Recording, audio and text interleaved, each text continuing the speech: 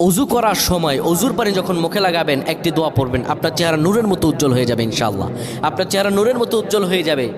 চেহারা থেকে ব্রণ, মেস্তা, কালো দাগ সহ যাবতীয় সমস্যাগুলো আল্লাহ তাআলা দূর করে দিবেন এবং আপনার রিজিকে বরকত হবে ইনশাআল্লাহ।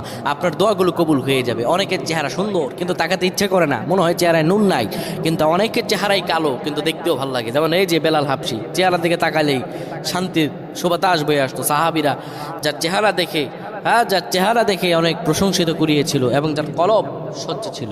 প্রিয় ভাইরা আমার, অজু যখন আপনি করবেন, অজুর পানিতে যখন আপনার চেহারা ভিজাবেন, তখন অজুর পানিতে আপনি এই দোয়াটা 3 বার পরে, দুরূদ শরীফ 3 বার পরে ফু দিবেন।